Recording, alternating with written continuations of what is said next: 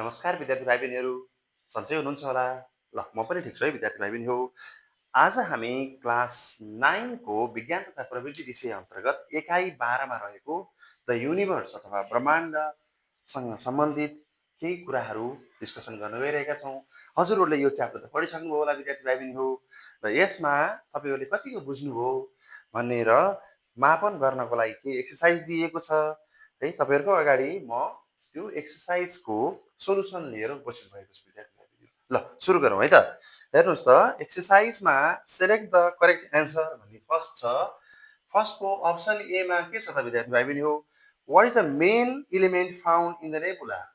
नेबुलामा सबैभन्दा बढी पाइने ग्यास के हो त? What is nebula? नेबुला भनेको के हो विद्यार्थी भाइ बहिनी हो?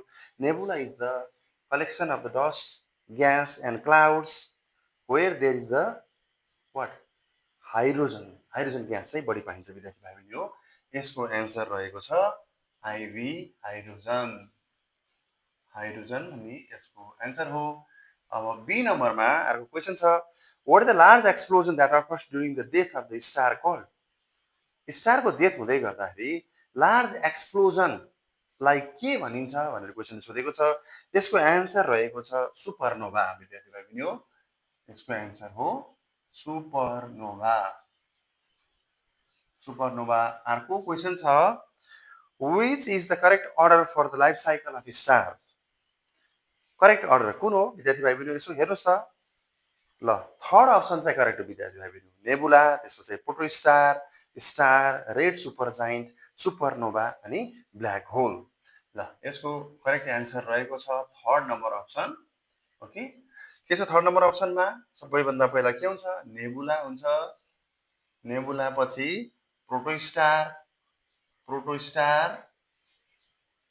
त्यसपछि स्टार, त्यसपछि red सुपरजाइन्ट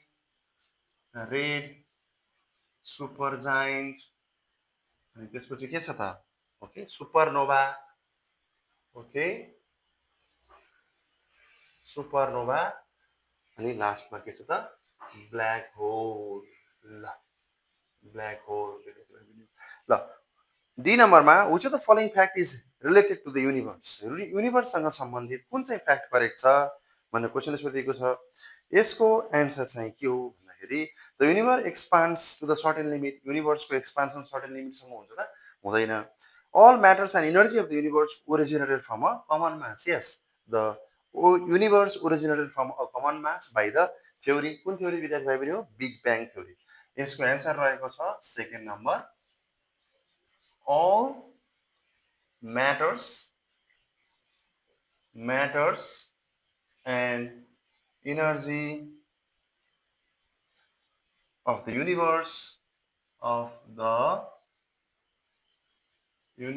originated from a common mass. Originated from a common mass. एउटा कमन मासबाट सबै म्याटर्स र इनर्जी चाहिँ युनिभर्सको ओरिजिनल भएको त्यो कुन थ्योरी हो त विद्यार्थी भाइ बहिनी? Big bang theory. Okay, big bang theory. अब अर्को क्वेसन रहेको छ डिफरेन्सिएट बिट्विन। हेर्नुहोस् त विद्यार्थी भाइ बहिनी हो, अर्को डिफरेन्सिएट बिट्विनमा हामीसित तीनटा क्वेसन छ विद्यार्थी भाइ बहिनी हो। तपाईँले पढिसक्नुभयो होला। प्रोटो स्टार र स्टारको डिफरेन्सिएट बिट्विन रेड जाइन्ट र रेड सुपरजाइन्ट, नोभा र सुपरनोभा। मैले यहाँ बोर्डमा केही कुराहरू लेखेको छु, हेर्नुहोस् त। प्रोटो स्टार भनेको के हो त? प्रोटोस्टार भनेको प्रोटोस्टार र स्टारको डिफरेन्स बिट्विन छ। Protostar is a forming stage of star. Star बन्नभन्दा अगाडिको स्टेजमा रहेको मासलाई डस्ट र क्लाउडको ग्राभिटेसनल पुलको कारणलेद्वारा एकीकृत भएको अथवा एकै ठाउँमा आएको मासलाई के भनिन्छ त? प्रोटोस्टार भनिन्छ। Star is fully formed celestial body. यो के हो त? एउटा हेभेन्ली बडी हो। यसमा चाहिँ के हुन्छ त? यो बनिसकेको हुन्छ। Okay, it's a fully formed celestial body. Nuclear fusion has not started in its core. यसको कोरमा, यसको बीज भागमा न्युक्लियर फ्युजन अहिलेसम्म सुरु भइसकेको हुँदैन प्रोटोस्टारमा। तर स्टारमा के हुन्छ त? Nuclear fusion takes place in its core. Nuclear fusion हुन्छ, त्यसले गर्दा yes it emits light and heat. Okay students, the third difference between is it mainly gets energy from gravitational contraction. अब प्रोटोस्टारमा चाहिँ नेबुलाको सम्पूर्ण डस्ट क्लाउडहरू चाहिँ के त ग्राभिटेसनल पुलको कारणले गर्दा आफ्नो कोरतिर तान्न आएको हुन्छ। त्यो कोरतिर तान्ने ग्राभिटेसनल पुलकै कारणले गर्दाखेरि यसमा इनर्जी आउँछ र स्टारमा what is the yes basis for the formation of energy in the star. It gets energy from nuclear fusion. Nuclear fusion reaction ले स्टारले चाहिँ इनर्जी प्राप्त गर्ने रहेछ र इनर्जी जेनेरेट गर्ने रहेछ विद्यार्थी भाइबहरु। अर्को डिफरेन्स बिट्विन छ रेड जाइन्ट र सुपरनोभा। तपाईले पढिसक्नु भएको, त्यही पनि मैले यहाँ केही कुरा लेखेको छु। A red giant is a late stage of a low or medium sized star. यदि मास कम छ, मास कुनै पनि सेलेस्टियल बडिजहरुको मास कम छ र मास कम भएका स्टारहरुको लेटर स्टेजलाई के भनिन्छ त? It's a red giant. And सुपरनोभा, सुपरनोभा is a powerful explosion of a massive mass star. यदि स्टारको मास बढी छ र त्यो चाहिँ एक्सप्लोड भयो भने त्यसलाई के भनिन्छ त? सुपरनोभा भनिँदो रहेछ। त्यसैगरी it is a large cool reddish star. यो चाहिँ ठुलो चिसो अनि यसको कलर कस्तो हुन्छ त? रेड जाइन्ट भन्ने बित्तिकै रेडिस हुने भयो। अनि supernova it is a sudden extremely bright explosion. It's a sudden explosion of a large mass star. Okay, the next is it may eventually form a white dwarf. यसले पछि गएर के बनाउँछ त? व्हाइट ड्वार्फ बनाउँछ विद्यार्थी भाइबहरु। अनि सुपरनोभा पछि गएर के भन्छ त? It may leave behind a neutron star or a black hole. पछि गएर यो न्यूट्रोन स्टारमा पनि परिणत हुन सक्छ र यो ब्ल्याक होलमा पनि परिणत हुन सक्दो रहेछ। यो चाहिँ रह्यो differentiate between protostar and star, red giant and red super giant. Difference between रहेको छ, मैले यहाँ बोर्डमा पनि लेखिसकेको छु। डिफरेन्सिएट बिट्विन नोभा एन्ड सुपरनोभा। नोभा र सुपरनोभा भनेको के हो? यसको डिफरेन्सेस लेख्नु पर्यो विद्यार्थी भाइबहरु। तपाईलाई थाहा छ होला, नोभा केबाट बन्छ विद्यार्थी भाइबहरु? A nova is a sudden increase in the brightness of a star formed by explosion of red giant. Red जाइन्टको एक्सप्लोजन पछाडि बन्ने रिमेनेन्ट अफ स्टारलाई के भनिन्छ त? त्यसलाई भनिन्छ नोभा भनिन्छ। सुपरनोभा भनेको चाहिँ के हो त? It is a sudden increase in the brightness of star formed by explosion of red giant. Red जाइन्टको एक्सप्लोजनबाट नोभा बन्दो रहेछ। र सुपरनोभा भनेको चाहिँ it's a powerful explosion of star formed by explosion of red super giant. मासमा red giant सानो हुन्छ र मासमा रेड सुपर जाइन्ट ठुलो हुन्छ। यो रेड जाइन्टको सानो एक्सप्लोजनले बन्ने के त? यस एउटा रेमिनेन्ट अफ स्टारलाई के भनिन्छ? नोभा भनिँदो रहेछ। अनि रेड सुपर जाइन्टको मास धेरै हुन्छ र त्यसरी बनेको धेरै मास भएको रेड सुपर जाइन्टको एक्सप्लोजनबाट, पावरफुल एक्सप्लोजनबाट बनेको रेमिनेन्ट अफ स्टारलाई के भनिन्छ त? सुपरनोभा भनिँदो रहेछ। त्यसैगरी if the mass of star is less than the sun, यदि स्टारको मास सूर्यको मास भन्दा कम छ भने त्यसको एक्सप्लोजन हुन्छ अनि त्यो के भन्छ त? नोभा भन्दो रहेछ। यदि mass of star is less than the mass of sun, that mass explodes and forms nova. And if the mass of the star is more than sun, सूर्यको मास भन्दा बढी छ अनि त्यो त्यसको एक्सप्लोजनबाट के भन्छ त? सुपरनोभा भन्दो रहेछ। It results in formation of white dwarf or black dwarf. यो यसको एक्सप्लोजन पछि के बन्छ त? है के बन्छ त पछि? पछि गएर व्हाइट ड्वार्फ अनि ब्ल्याक ड्वार्फ। व्हाइट ड्वार्फ पछि अनि पछि गएर चाहिँ ब्ल्याक ड्वार्फ बन्ने रहेछ। It results in formation of neutron star. Neutron star अनि त्यसपछि फेरि के भन्छ त? ब्ल्याक होल पनि बन्न सकिन्छ विद्यार्थी भाइबहरु।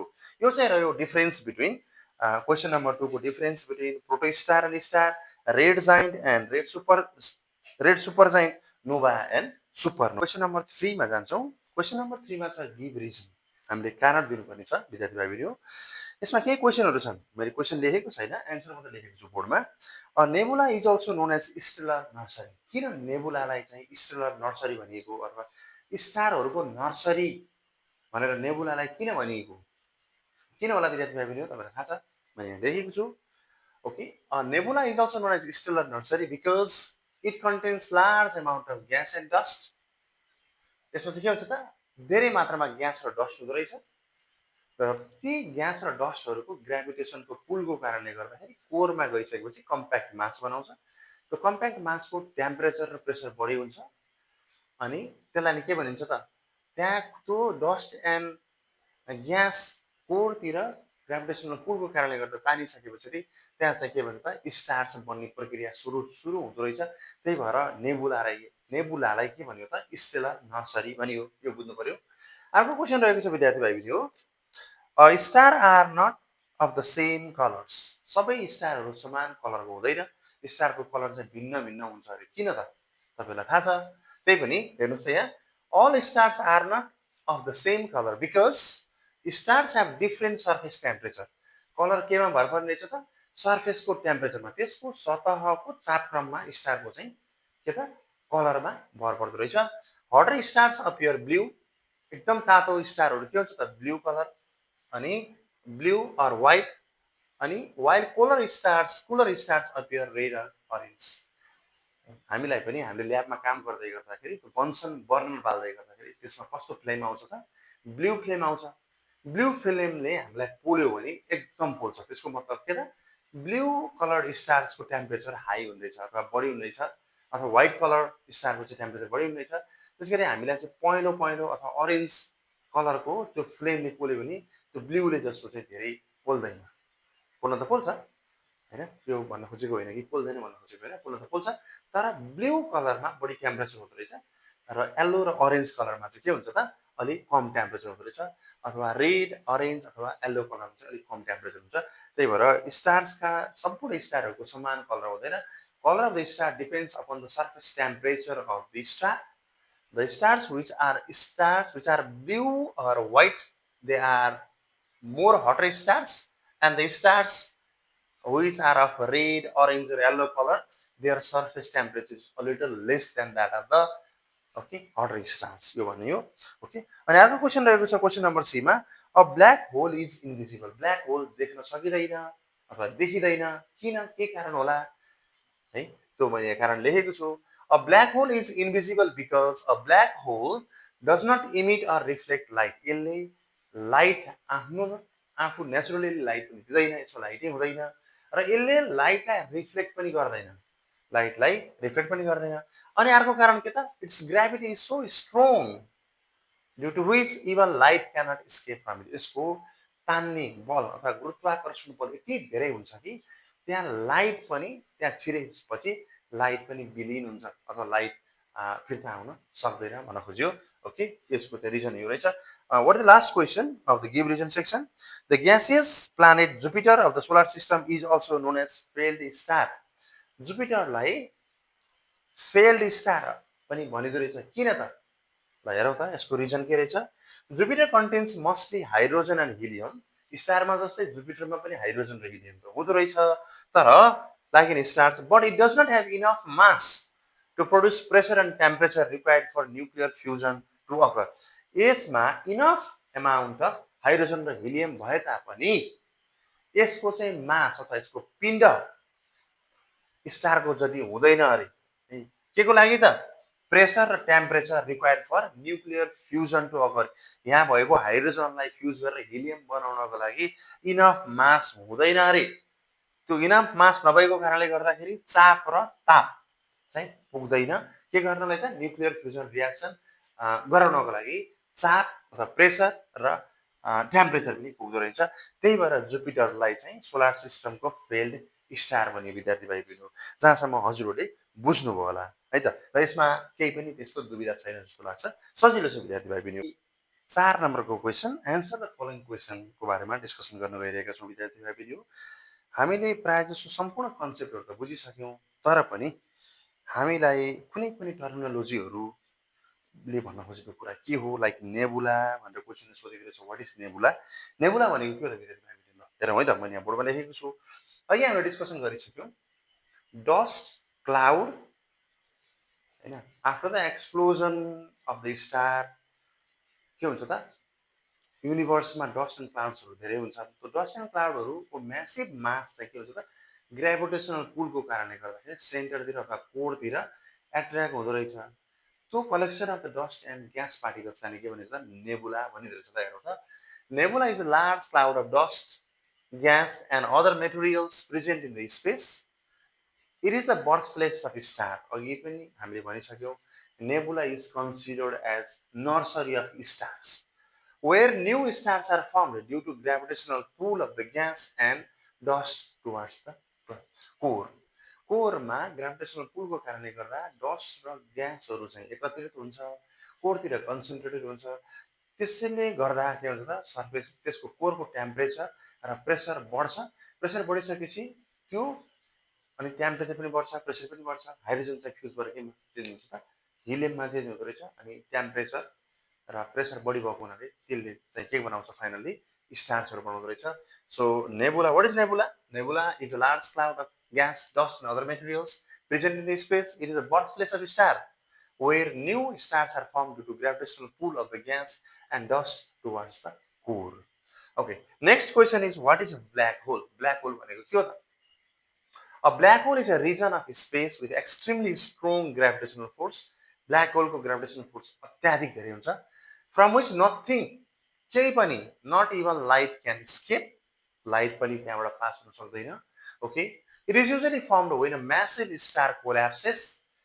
Massive star को explosion द्वारा बन्ने रहेछ है. collapses under its own gravity. आफ्नै ग्राभिटीको कारणले गर्दा म्यासिभ स्टारको कोल्याप्स भइसकेपछि म्यासिभ स्टारको डिस्ट्रक्सन भइसकेपछि बन्ने रेमिनेन्टलाई नै के भनिदिन्छ रहेछ त ब्ल्याक होल भनिदिन्छ रहेछ विद्यार्थी भाइ बहिनी हो. अब अर्को क्वेसन छ explain with a figure the life cycle of star. स्टारको लाइफ साइकलको बारेमा हामीले एक्सप्लेन गर्नुपर्ने हुन्छ. मैले यहाँ फिगर चाहिँ बनाएको छैन, फिगर हजुरहरूले किताबबाटै बनाउनु होला. मैले यहाँ चाहिँ मेन मेन कुराहरू मात्रै लेखेको छु. ल यसो सम्झौँ त स्टार केबाट बन्छ? नेबुला. नेबुला भनेको के हो त? स्पेसमा भएको डस्ट र ग्यास पार्टिकल्सहरूको कलेक्सनलाई के भनिन्छ? नेबुला भनिन्छ. त्यो नेबुला नै के हो त? स्टेलर नर्सरी हो अथवा नर्सरी अफ स्टार हो. नेबुलाबाट स्टारहरू बन्ने रहेछ. नेबुला मा चाहिँ के हुन्छ? डस्ट र क्लाउडहरू ग्राभिटेसनल पुलको कारणले गर्दा केन्द्रतिर तानिन्छ. केन्द्रतिर तानिसके पछाडि ग्राभिटेसनल पुलको कारणले अब त्यसको टेम्परेचर र प्रेसर बढ्छ. स्टार भन्नभन्दा अगाडिको फेजलाई के भन्छ? प्रोटो स्टार भनिन्छ. र प्रोटो स्टारको टेम्परेचर 10⁻8 केल्भिन भयो भने चाहिँ त्यहाँ न्युक्लियर फ्युजन रियाक्सन हुन्छ.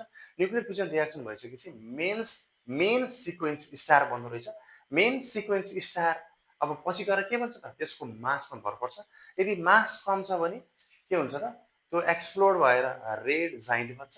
र यदि मास धेरै छ भने त्यसको म्यासिभ एक्सप्लोजन हुन्छ, रेड सुपर जाइन्ट बन्छ. र मैले त्यही कुराहरू यहाँ लेखेको छु. The life cycle of star starts from nebula. नेबुलाबाट सुरु हुन्छ. A large cloud of gas and dust in the space. New stars are formed from it. नेबुलाबाटै नयाँ स्टारहरू बन्ने रहेछ. The gravity pulls the dust and clouds of the nebula. The mass becomes hotter. त्यसरी पुल गरिसकेपछि केन्द्रतिर पुल गरिसकेपछि त्यसको हटर मास हटर हुन्छ, प्रेसर पनि बढ्छ. And forms a young star call proto star. Proto star बन्दो रहेछ. प्रोटो स्टारमा चाहिँ न्युक्लियर फ्युजन रियाक्सन हुँदैन विद्यार्थी भाइ बहिनी हो, किनकि प्रोटो स्टारमा त्यति धेरै प्रेसर र टेम्परेचर बढेको हुँदैन.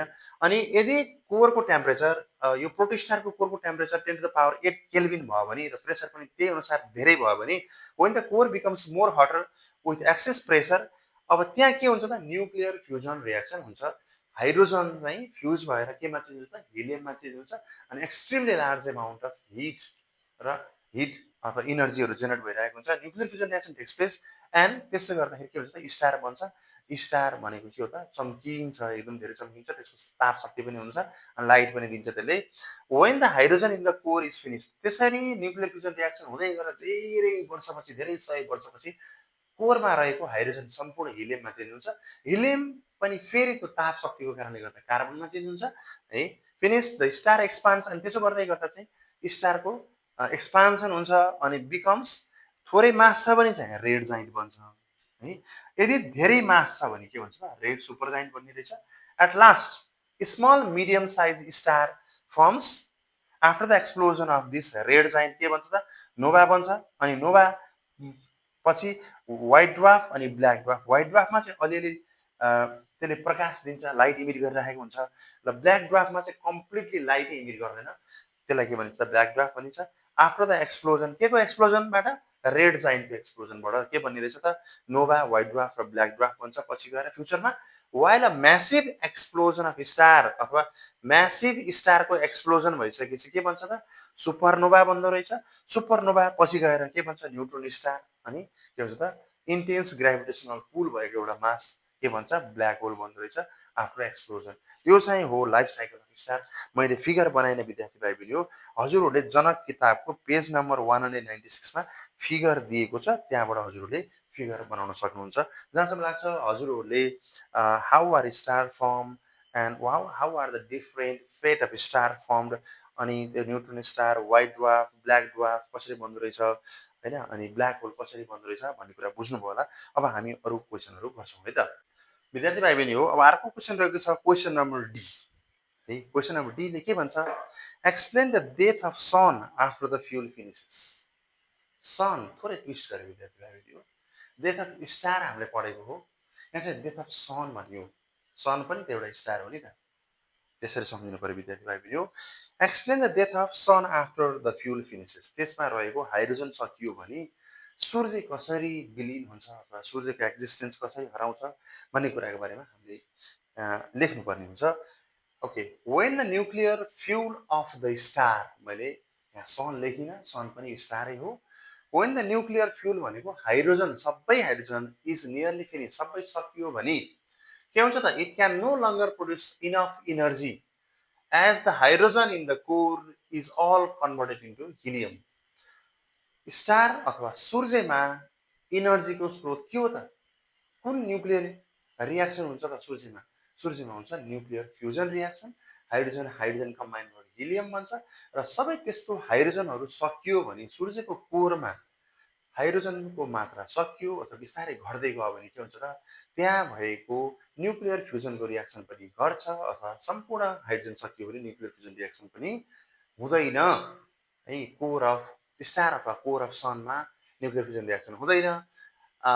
It is all converted to helium, then star starts to change according to its mass. अनि अब स्टारको फ्युचर चाहिँ त्यसको मासमा भर पर्छ अरे। स्टार पछि गएर के बन्छ भन्ने कुरा चाहिँ त्यसको मासमा भर पर्छ। यहाँ दुईवटा कन्डिसन छ, lower or medium size star, यदि स्टारको मास मिडियम साइजको छ अनि के हुन्छ त, it expands into red giant, red giant बन्दो रहेछ। एक्सप्लोड भइसकेपछि एक्सपान्ड हुन्छ, एक्सप्लोड हुन्छ, रेड जाइन्ट बन्छ।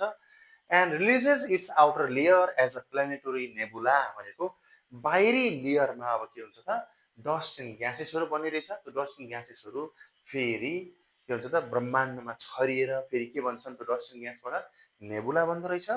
And it's remaining core becomes a white dwarf. अब त्यो कोरमा सबै हाइड्रोजन सकियो, सपोज अहिले हाइड्रोजन सकियो, सबै हाइड्रियममा कन्भर्ट भयो भने चाहिँ कोरमा न्युक्लियर फ्युजन रियाक्सन त हुँदैन, तर कोरको टेम्परेचर त अझै पनि बढी नै छ, बढ्ता नै छ। त्यही भएर के हुन्छ त, त्यो टेम्परेचरको कारणले गर्दा त्यो मासलाई के भनिन्छ त, मासले केही लाइट चाहिँ इमिट गरिरहेको हुन्छ, त्यसलाई के भनिन्छ, त्यसलाई भनिन्छ वाइट ड्वार्फ भनिँदो रहेछ।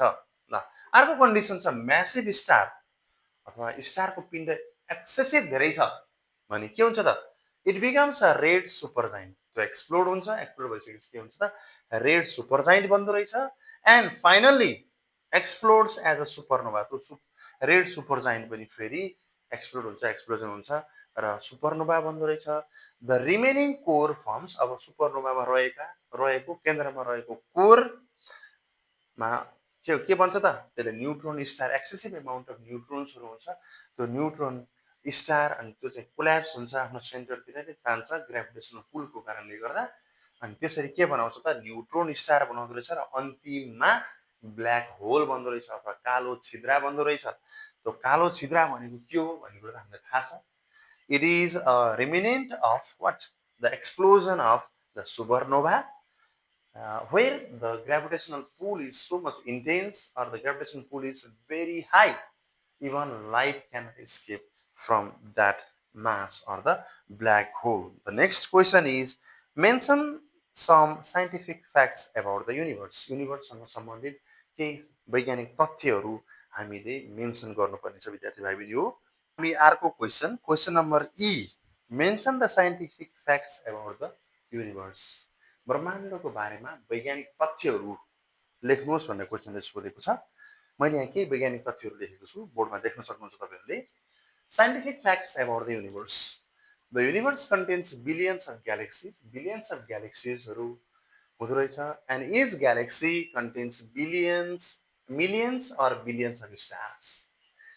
बिलियन्स अफ ग्यालेक्सी हुन्छ र ग्यालेक्सीमा मिलियन्सदेखि बिलियन्ससम्म के हुन्छन् त, स्टार्सहरू हुन्छन्। एउटा फ्याक्ट हो। The universe is expanding continuously. Universe चाहिँ एक्सपान्ड भइरहेको छ, आजभन्दा भोलि, भोलिभन्दा पर्सि, यो निरन्तर बढिरहेको छ युनिभर्स, त्यो पनि एउटा तथ्य हो। The milky way galaxy is the galaxy in which our solar system is located. So हाम्रो सोलर सिस्टम कहाँ छ त, हाम्रो सौर्य मण्डल मिल्की वे तारामण्डलमा छ अथवा मिल्की वे ग्यालेक्सीमा छ। The sun is one of the billion of stars in the milky way.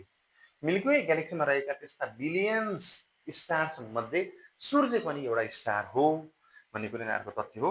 Light travels through space at about 3 × 10⁸ metre per second. यति स्पिडले चाहिँ लाइट ट्राभल गर्दो रहेछ। The universe contains galaxies, stars, planets, nebula, black hole and other celestial objects. ब्रह्माण्डमा के भन्छ त? The universe contains galaxies हुँदो रहेछ, stars, planets, nebula, black hole and other celestial objects, अरू खगोलीय पिण्डहरू हुन्छ भन्ने कुरा पनि अर्को तथ्य रह्यो। The universe is estimated to be about 13.8 billion years old. Universe अथवा ब्रह्माण्ड, हाम्रो युनिभर्स कति वर्ष पुरानो छ त? 13.8 बिलियन इयर्स ओल्ड रहेछ। Okay, the next one, gravity is one of the major force that controls the motion and formation of the celestial objects. विभिन्न खगोलीय पिण्डहरूलाई, प्लानेट, सेटेलाइट्स अनि त्यसै गरी नेबुला, स्टार्स, ग्यालेक्सीहरूलाई आफ्नो मोसनमा अथवा फोर्सले केले कम्बाइन गरेको हुन्छ त? केले कन्ट्रोल गरेको हुन्छ?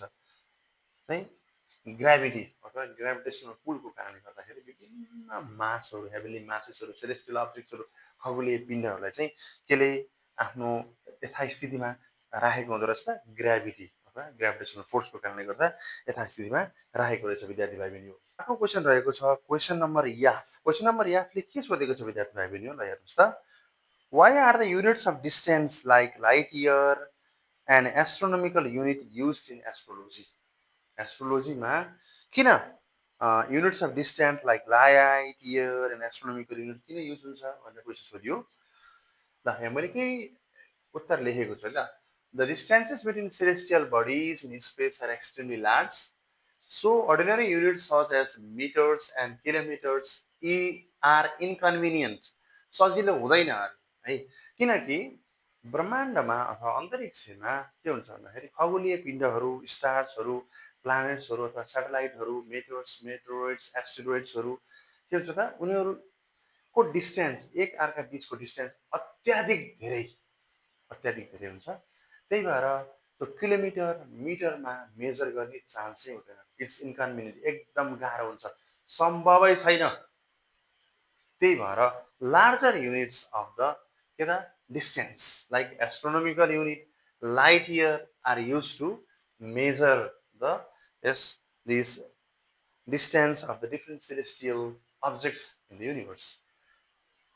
यहाँबाट काठमाडौँ, पोखरा जस्तो नापे जस्तो होइन विद्यार्थी भाइ बहिनी हो। सूर्यबाट पृथ्वीसम्मको दूरी अथवा सूर्यबाट अरू कुनै ग्रह उपग्रहसम्मको दूरी अत्याधिक धेरै हुन्छ। त्यही भएर त्यस्ता धेरै दूरीहरू चाहिँ किलोमिटर, मिटरले राख्न सकिँदैन। त्यही भएर larger units of distance like light year अनि के त? Astronomical unit. एस्ट्रोनोमिकल युनिट भनेको के हो विद्यार्थी भाइ बहिनी हो? एस्ट्रोनोमिकल युनिट भनेको it is the distance between the sun and the earth. The mean or the average distance between the sun and the earth भनेको के हो त? एस्ट्रोनोमिकल युनिट हो। लाइट इयर भनेको the distance travel by light in 1 year. एक वर्षमा प्रकाशले तय गर्ने दूरीलाई नै एक प्रकाश वर्ष भनिँदो रहेछ अथवा 1 लाइट इयर भनिन्छ। प्रकाशको गति कति त? 1 सेकेन्डमा 3 × 10⁸ मिटर दूरी पार गर्दो रहेछ। भनेपछि त्यति धेरै टाढा हुन्छन् सेलेस्टियल अब्जेक्ट्सहरू, खगोलीय पिण्डहरू, स्टार्सहरू, प्लानेट्सहरू। त्यही भएर साधारण युनिट अफ मेजरमेन्टले मेजर गर्न सकिँदैन। त्यही भएर एस्ट्रोनोमिकल युनिट र लाइट इयर प्रयोग गरिएको विद्यार्थी भाइ बहिनी। अर्को क्वेसन छ, describe the condition of cosmological study in Nepal.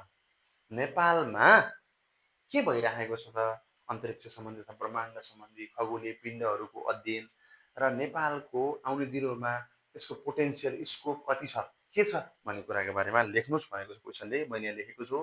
Nepal has astronomical अब्जर्भेटोरिज है, के त? टेलिस्कोपहरूले विभिन्न खगोलीय घटनाहरू अध्ययन गर्नको लागि अब्जर्भेटोरिजहरू छ, ल्याबहरू छ, प्लानेटेरियम छ, that helps students and researchers in astronomy and space science.